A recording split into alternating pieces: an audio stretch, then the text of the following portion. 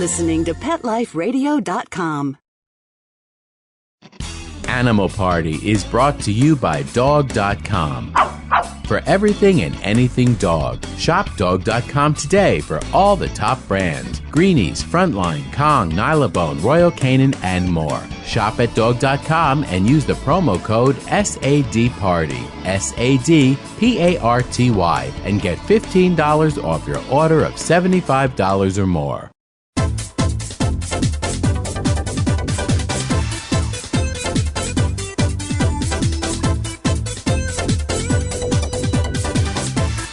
Hello! You're here with Animal Party. That means you must have an invitation. You must be on the VIP list.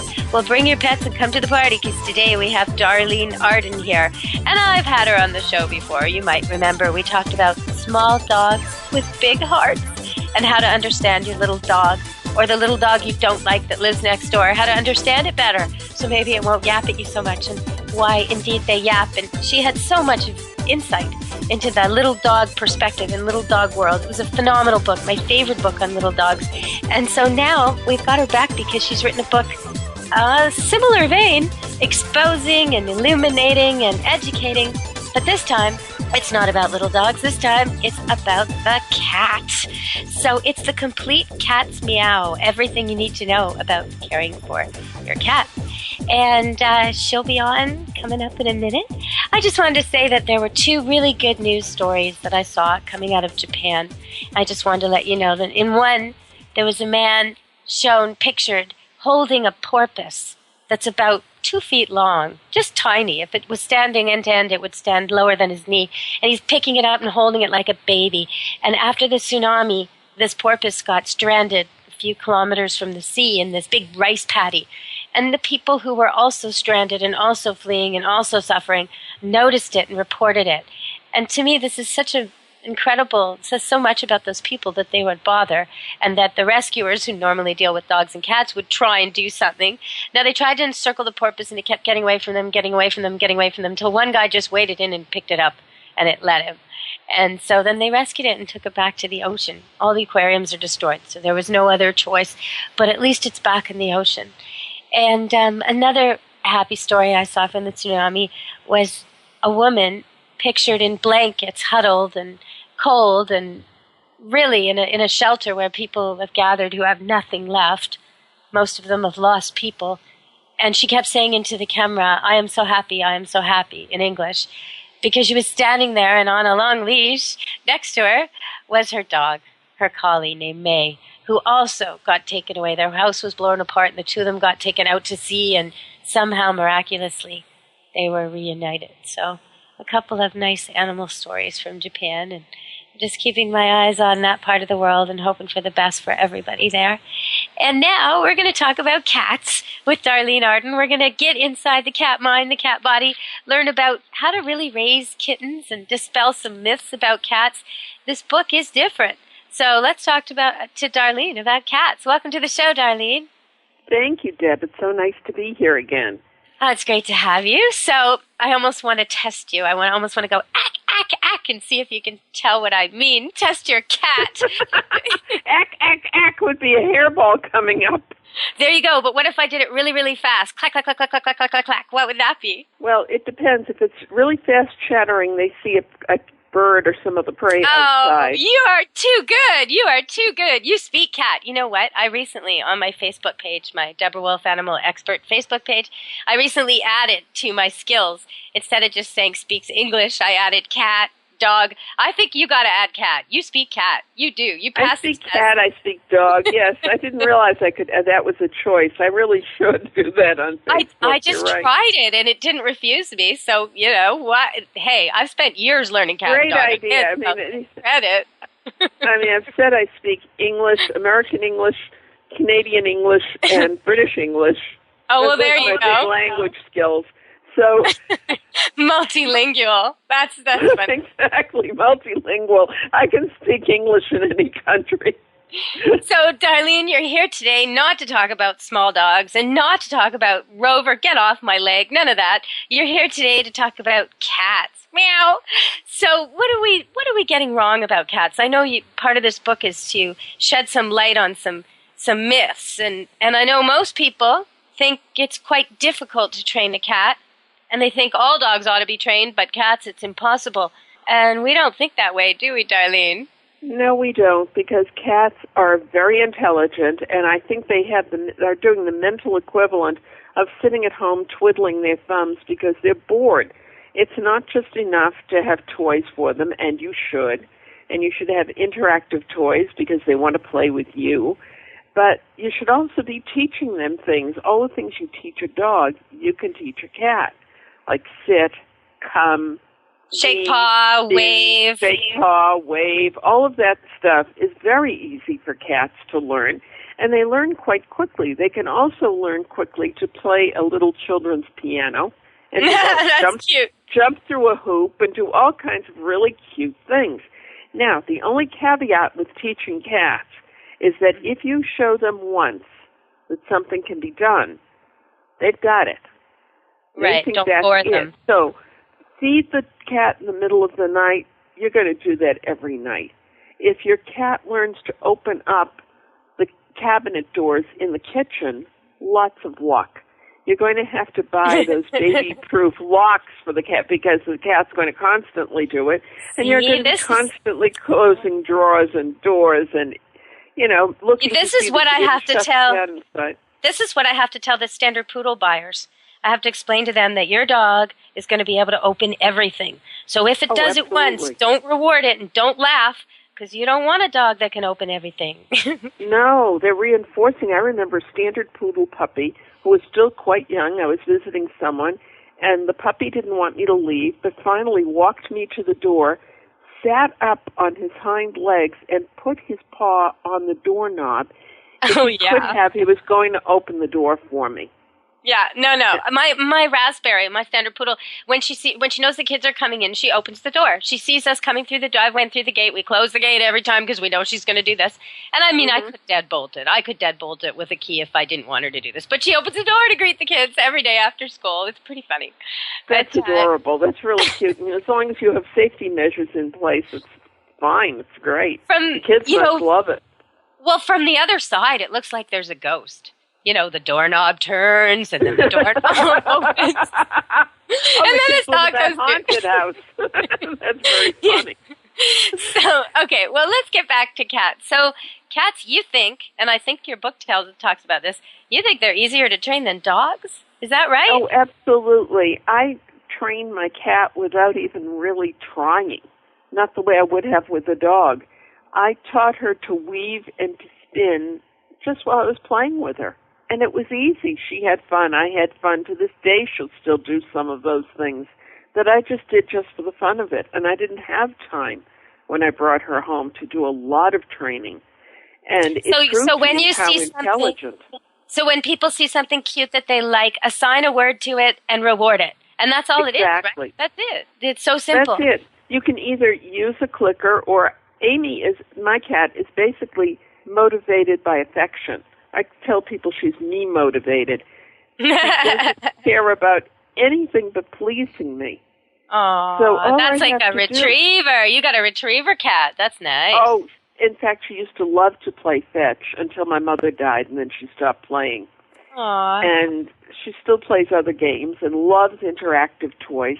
It amazes me how people have this horrible misconception that's been passed down through the ages that cats are loners. Okay, well, you know what, Darlene? We have to go to break. So we're going to come back and we're going to talk about that one. Cats are not loners, and we're going to explain why. In case you think your cat is a loner and you're sitting there going, well, my cat hates other cats. My cat, da-da-da-da-da.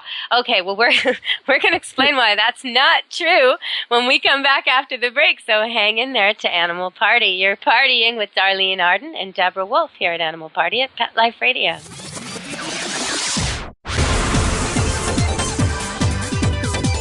Don't go anywhere, because the best is yet to come. Stick around.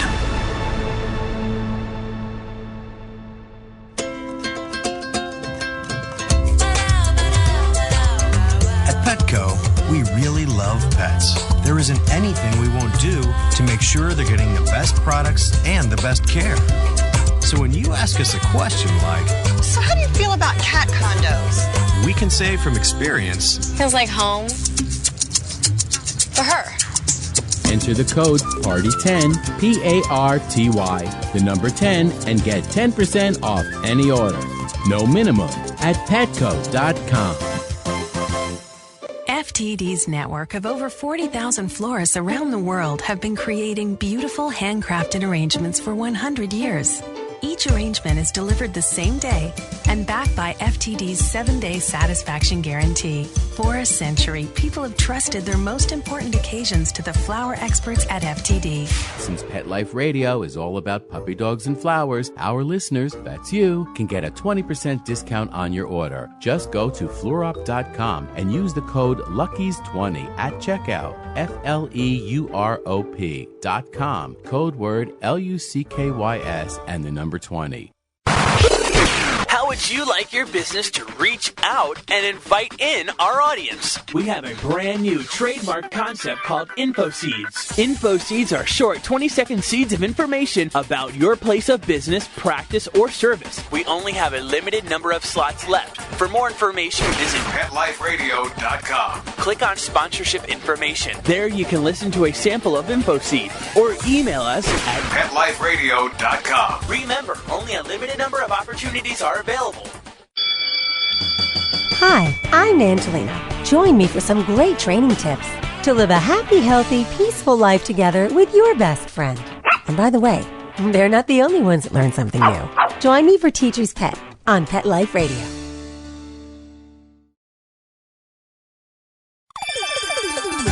Let's Talk Pets on PetLifeRadio.com.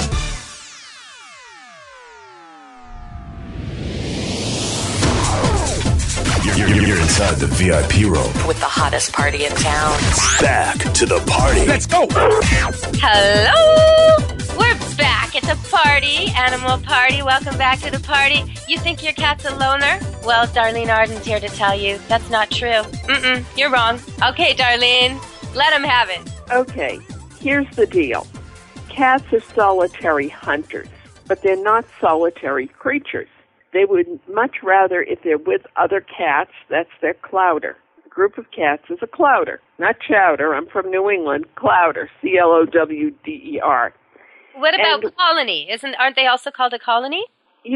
There is also a colony of cats. Usually those are ferals, but you'll discover that their cats, when they get together, will hunt alone, but they'll sleep piled up on top of each other. Now, if you have a cat at home, you've probably noticed at some point that your cat is either next to you or sleeping on top of you. There was a wonderful cartoon, I forget whose it was, where the cat was sleeping on top of someone. Two other people were watching, and one said to the other, "I see he's enlisted a new recruit." This is so typical of cats. They want to be with you. Why is it when you're reading, the cat is on top of your book or your newspaper? Or when you're your at the computer, laptop. the cat's on the keyboard. Yes, on the keyboard. This is your cat soliciting affection and attention. In the in tray, that. always in the in tray, never in the out tray on your office desk. That's not accidental. Well put. That's exactly right. Also, people tend to think that they're independent because they go to the litter box. They're extremely clean. They feed themselves when they're hungry, so they will go away for the weekend and leave them alone. Cats are lonely. Never mind fire hazard. The cats are lonely. They want their people.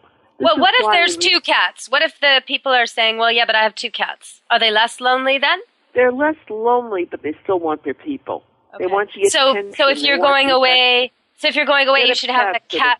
Okay, and when I tell people about getting sitters, make sure it shouldn't be someone you love. It should be someone your cat loves. So this may not be your best friend. Audition people. Let the cat audition people and get to know them before you leave.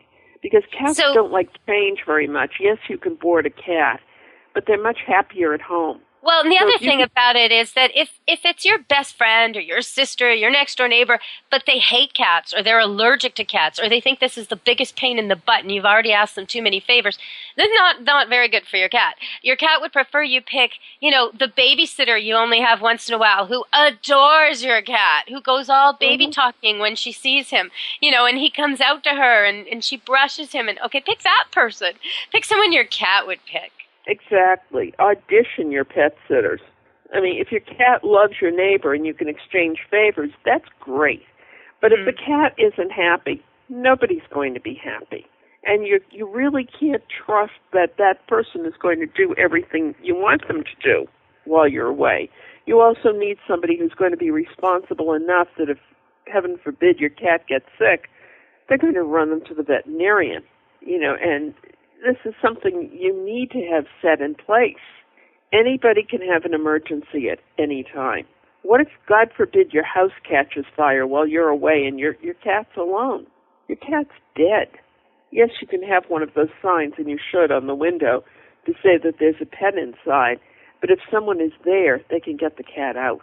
And you should have a carrier. For every pet that you've got, you should have some kind of box or crate or carrier that actually closes with a door so that in an emergency, you can do something about it. Know where it is. Absolutely. If it's collapsible, and you should have an emergency kit set up, a first aid kit in case of any emergency. So does your book walk us through all this stuff as well as the behavior problems and all the myths? Of this, plus behavior, plus training, plus all of the problems and how to avoid them and how to fix them, litter box issues, scratching issues, ankle attacks, everything that you can possibly think of. And then I burst myths along the way about cats, and most of the photo captions are cat trivia. I had so much fun pouring everything I love into this cat book. trivia. I love cat trivia. It'll give me loads of teasers for the radio. I love going in and lots of stuff that you're going to like. Plus, it's the first time a general cat book has gone to responsible breeders and asked them how they raise their kittens.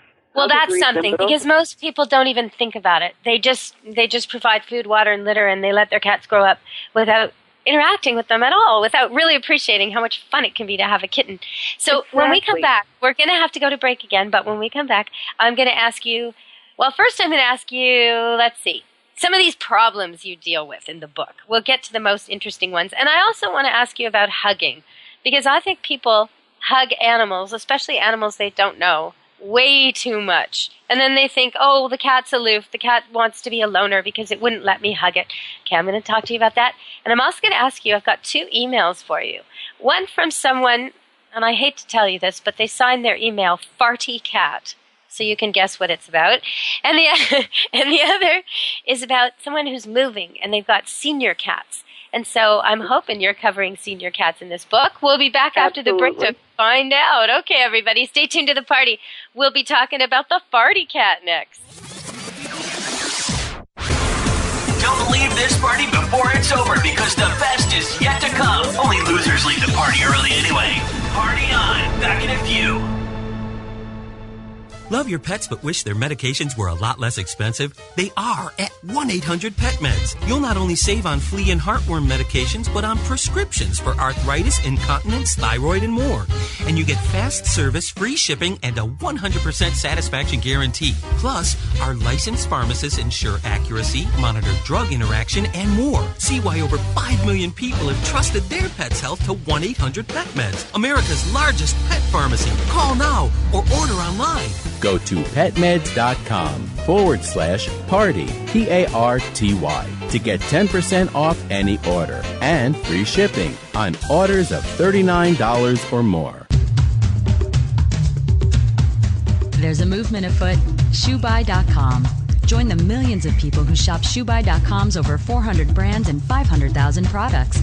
Order now and get free shipping and free return shipping. ShoeBuy.com, the world's greatest shoe store. Walk your dog in style and comfort. Enter the code ANIMAL, ANIMAL, at checkout and get a 10% discount plus free shipping at ShoeBuy.com. How would you like your business to reach out and invite in our audience? We have a brand new trademark concept called InfoSeeds. InfoSeeds are short 20-second seeds of information about your place of business, practice, or service. Is the best, most cost-effective way to invite us in. We only have a limited number of slots left. For more information, visit the website PetLifeRadio.com. Click on sponsorship information. There you can listen to a sample of InfoSeed. Remember, only a limited number of opportunities are available. This year, Americans are expected to spend a jaw-dropping $36 billion on their pets. From lighted leashes to high-end spa products, the discriminating pet owner can find just about anything to pamper his or her pet. Hi, this is Michelle Fern. Join me every week for Best Bets for Pets, where we'll talk about the latest pet products and talk to the companies that make them. Best Bets for Pets, every week, only on PetLifeRadio.com.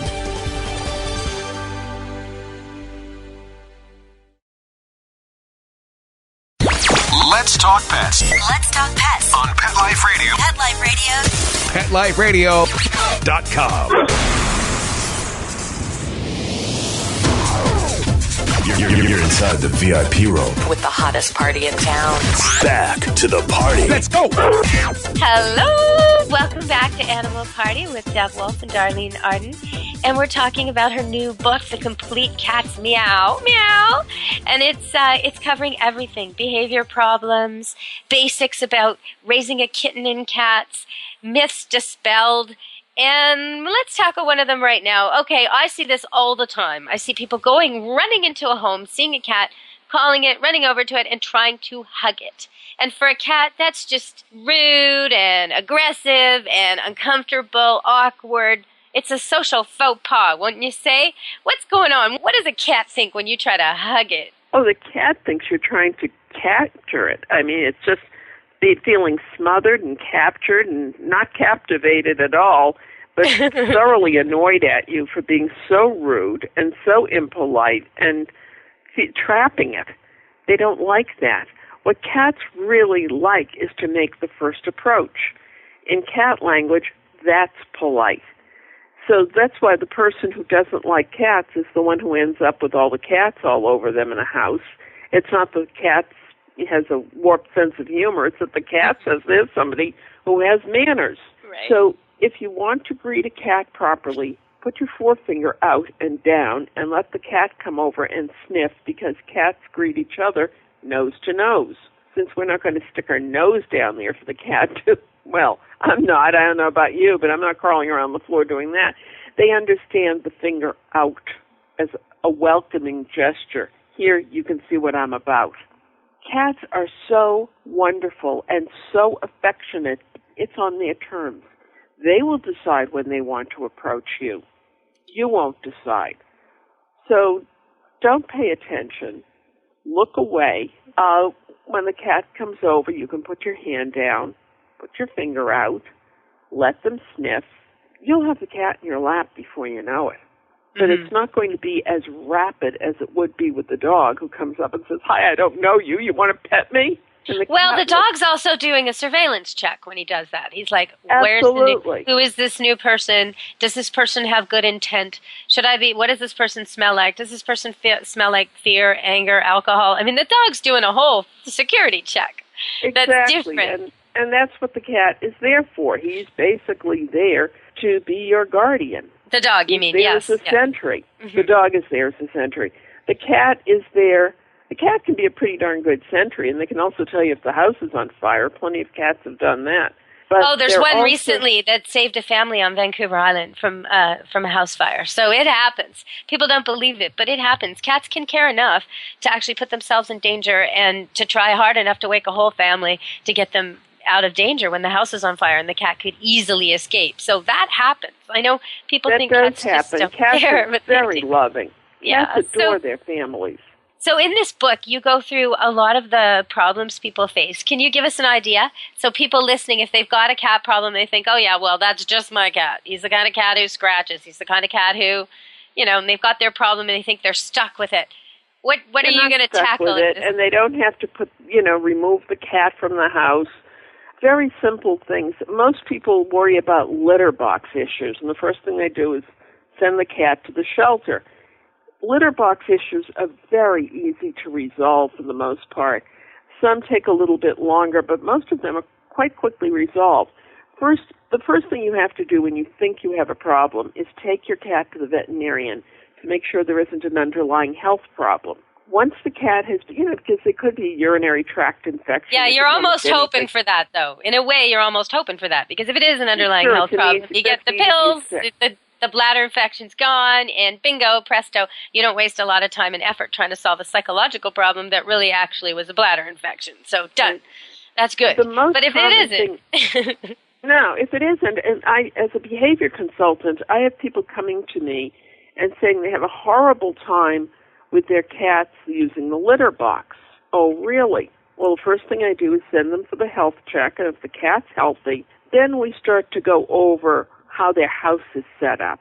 Right. How many litter boxes do you have? You'd be amazed at people who have multiple cats in one litter box. Like and that's just not right. You know, people think that cats will be like dogs and communally use bathrooms but fight over food, and that's not right. Cats actually will fight over the bathroom. They don't like to share, and they don't like to do it together, and the dominant cat will be the lord of the litter box, and you get all kinds of problems. And they'll guard it. Yeah, they keep everybody else out. It's like a giant stadium when you have to line up down the block to use the ladies' room, and you just wish there was some other option. And what if there was a bully in the lineup, not letting you even use the ladies' room? I mean, you got to find another option. It's nasty. So they got to have more litter boxes. I see that. That's a great help for people. What else are you covering in this book? The rule of thumb with litter boxes is one for each cat and one for the house.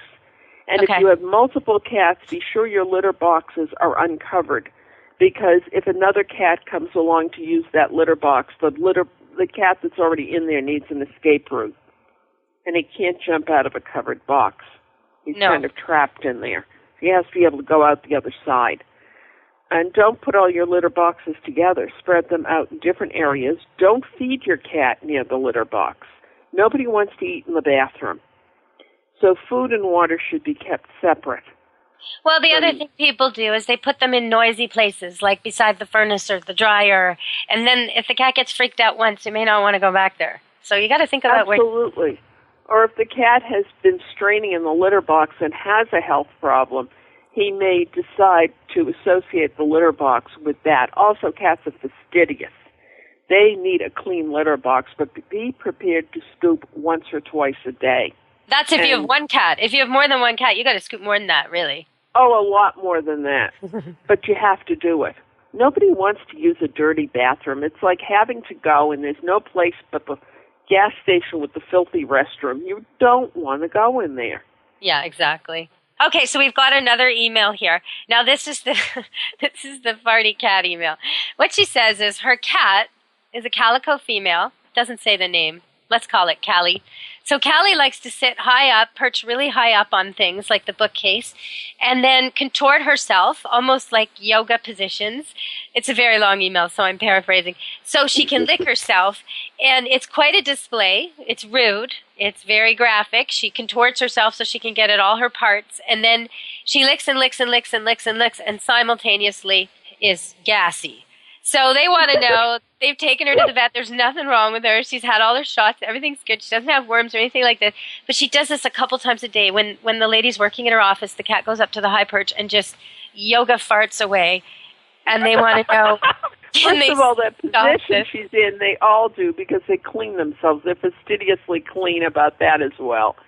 So don't look. I mean, give her privacy. If it bothers you, maybe it bothers her too. Don't look. As far as the expelling of gas, let me put that politely, is concerned, she's either eating her food too fast or there's something in the food that's disagreeing with her. So change slowly to another diet, a high-quality diet.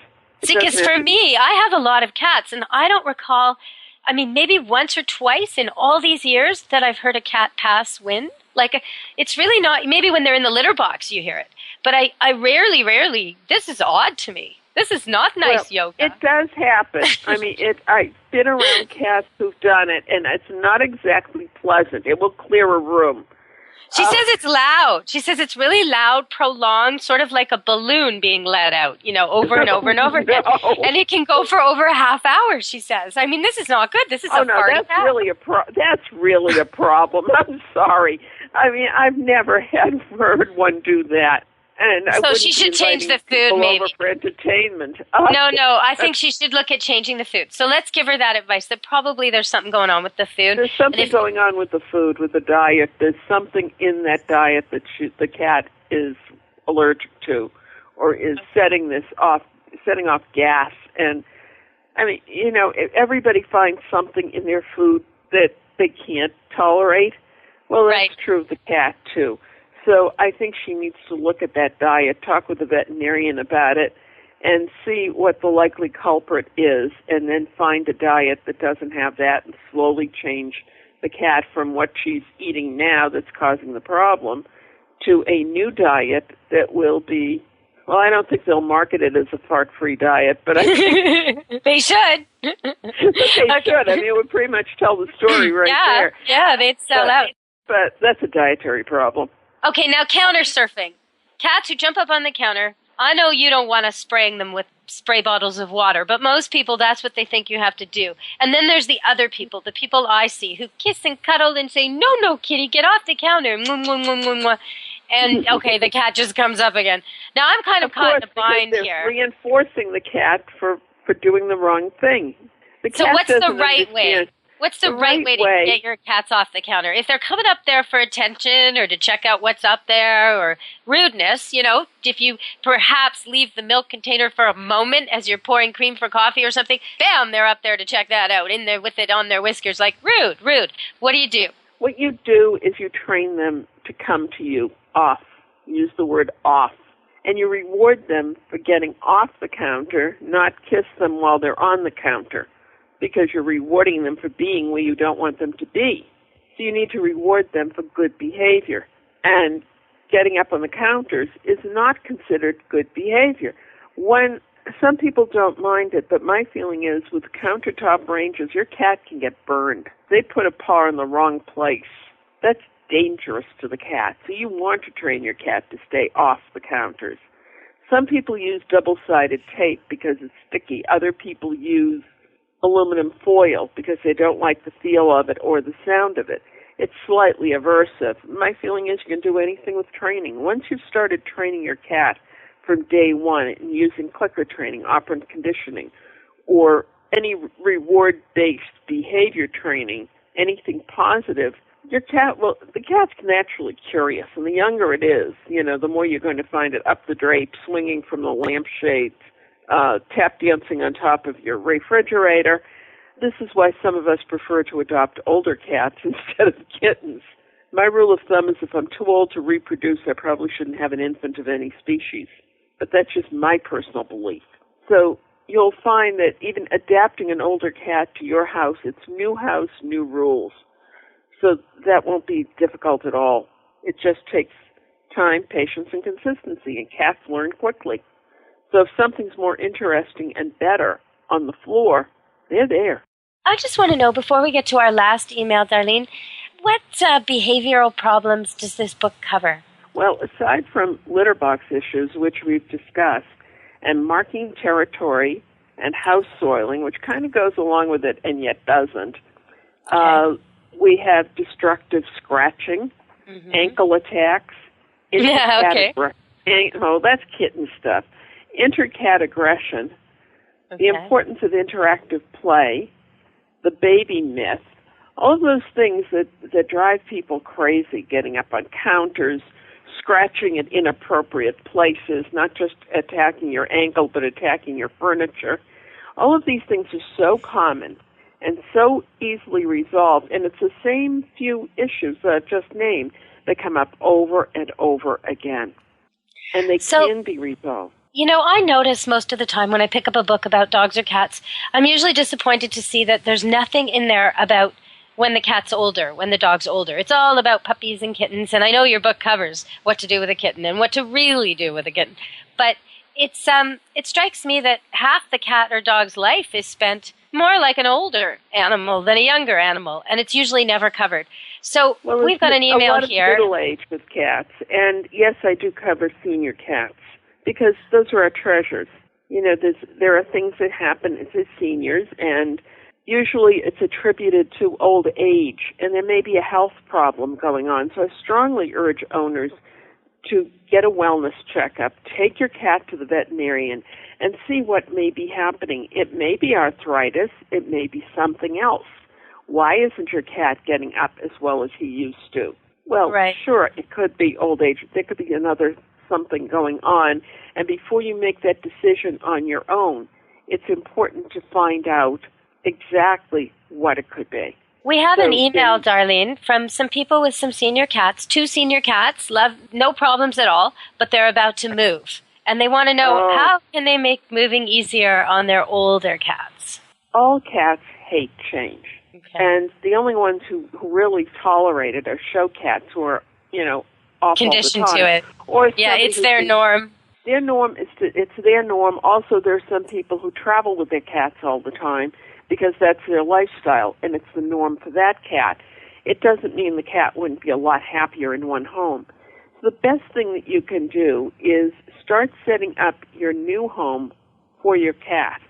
Don't bring the cat in until things are set up. You don't want everything in an uproar because that's going to upset the cat even more. Confine the cats to one room at first, and especially if furniture is still coming in. You don't want the cats inadvertently escaping, being frightened. Be sure you have litter box, scratching post, food, and water set up. Bring some things over that belong to them so the scent is familiar. If your cats respond to catnip, and cats with the catnip gene respond to catnip, you can get a spray-on catnip to put on the scratching post. You can also get a feel-away spray. People argue, well, this does work. Oh, this doesn't work. You won't know until you try it. Oh, I'll tell you, it works. Plug-in.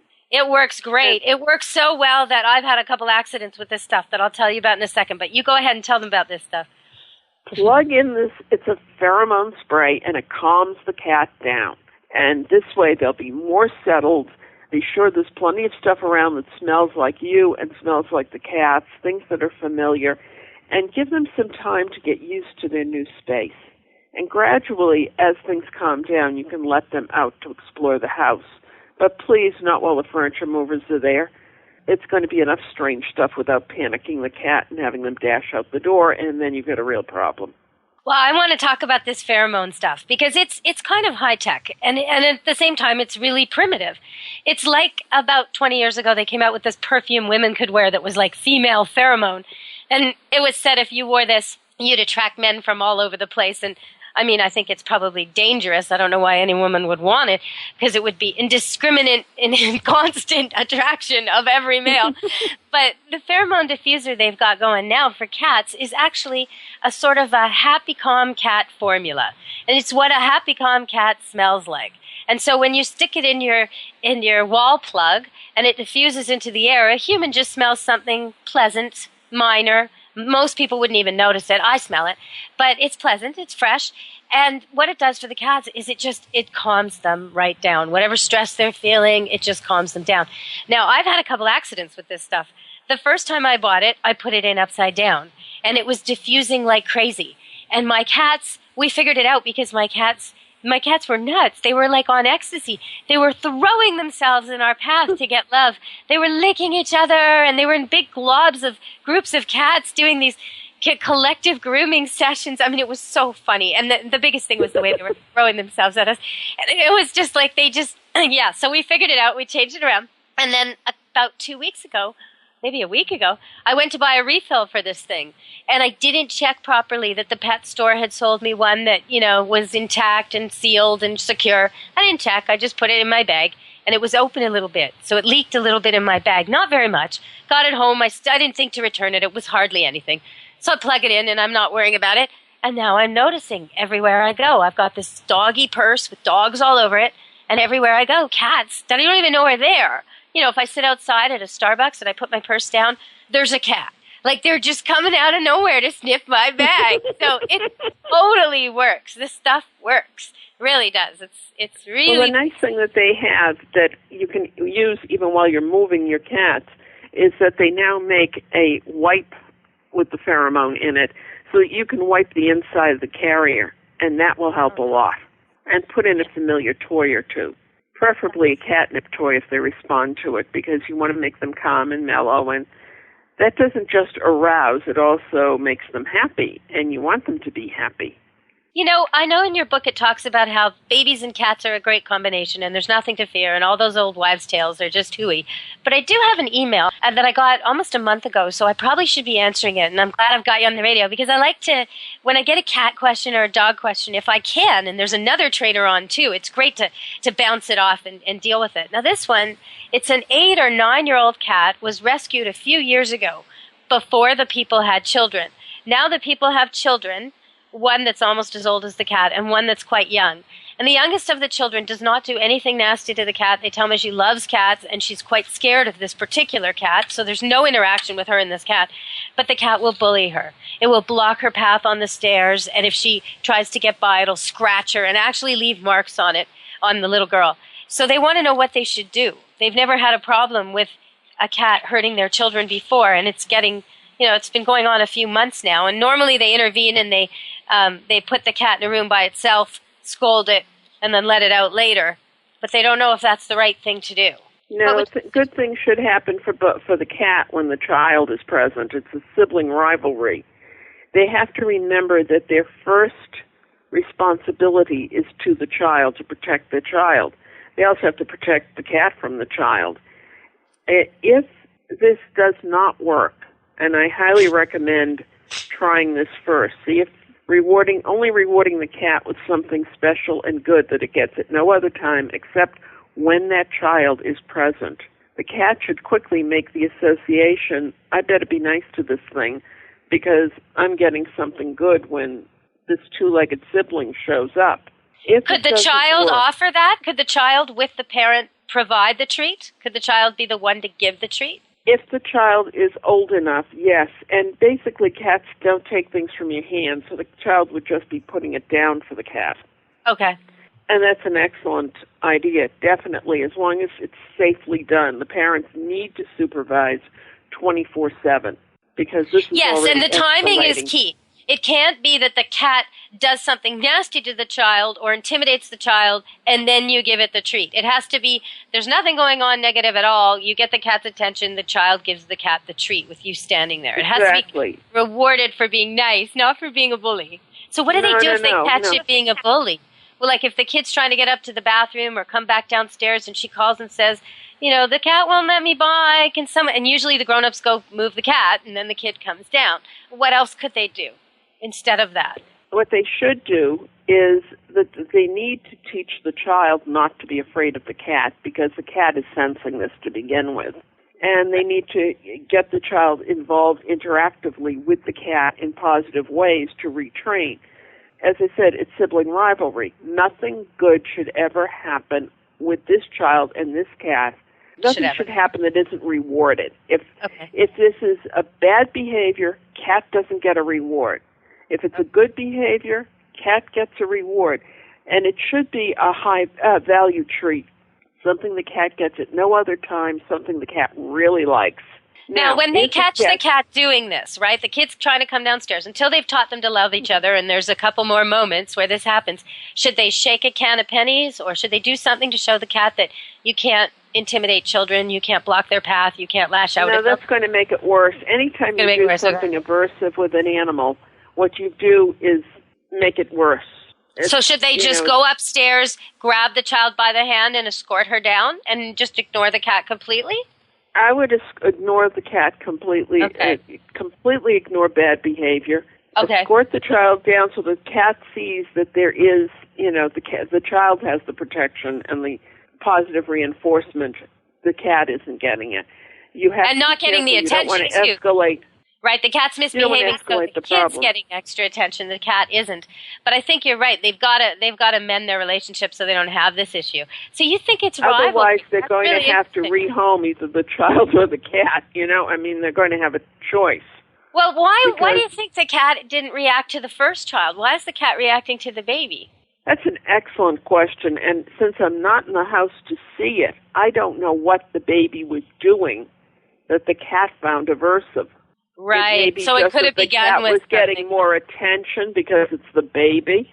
Yeah. It could be that, the older child was interacting more with the cat and was more fun, but look, that cat's taking the that child's taking the attention away from me. the problem is that it is the baby, so the introduction wasn't done properly.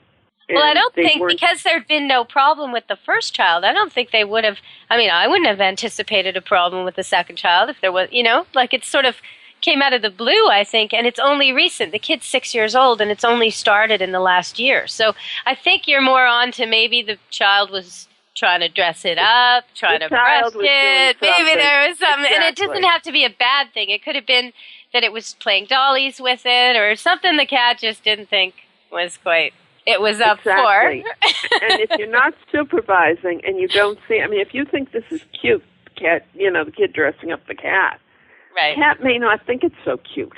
Yeah, some cats like the it, some child cats may have don't. And before the age of 7, children don't understand that they can inflict pain. Mm-hmm. If you hurt the cat's not going to like you very much. Even if it's by accident, that's right. The child. Even if it's an accident, doesn't matter how it happens. The cat remembers. Cats do not forget. Mm-hmm. So they need to do a lot of supervision, and they need to do a lot of retraining of this child around the cat. Here's how you behave. That sounds great. That sounds great. And your book will help them with that.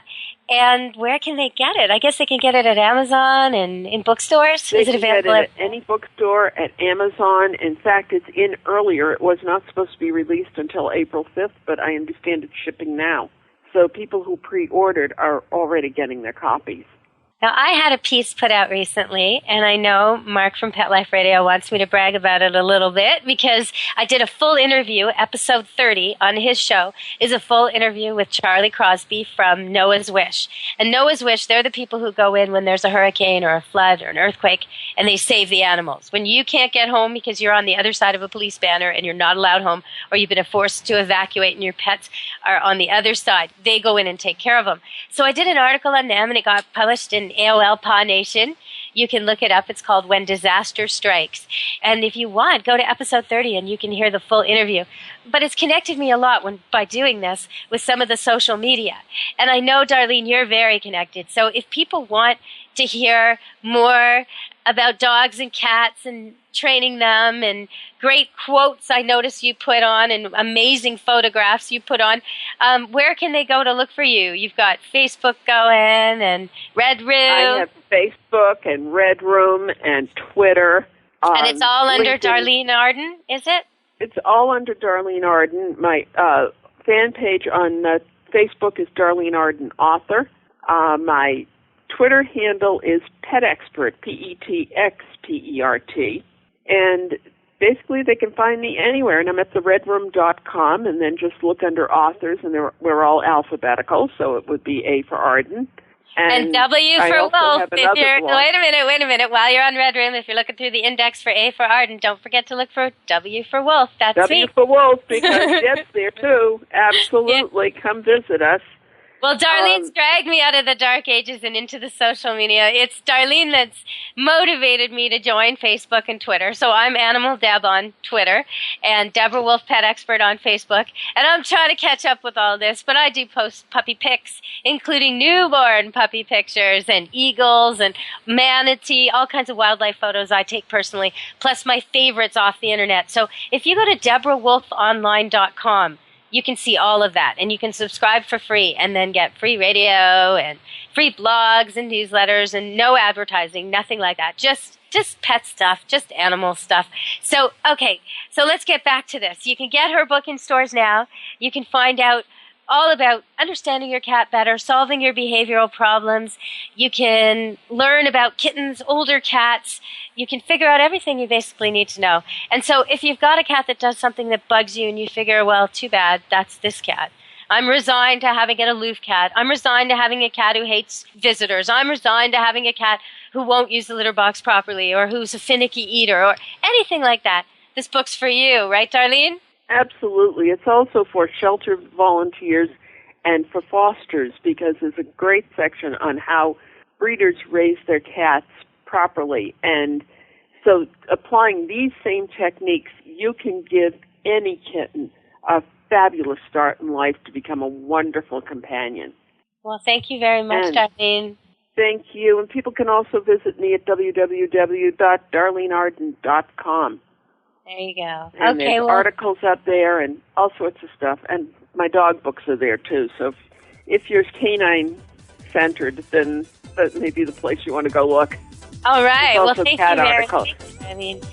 Okay, everybody. Thank you, We've Deb. had Darlene Arden at the party, and this time she did not bring little dogs. There were no chihuahuas. There was no yapping, no barking, no fence running. It was cats. They were all over the studio, purring. And one thing we should say is your book tells how to keep cats active. You know, people don't think of cats and agility going together, and that's because they've never Googled it. If you Google cat and agility, you will see some amazing things. People do things with little cardboard boxes and homemade courses in their homes and shelves they put up 6 inches from the ceiling all around the room. And also, there's free plans online for making your own cat agility stuff, because there's no animal as agile as a cat. And no animal loves to do an agility course as much as a cat once they learn how. And they can compete in agility, which is really neat. Yeah, it's amazing to watch. Just check it out. Google it and check it out. It's so cool. Okay, everybody. Until next time, from Animal Party, Deborah Wolf and Darlene Arden. Be good to your animals. Let's Talk Pets. Every week on demand. Only on PetLifeRadio.com.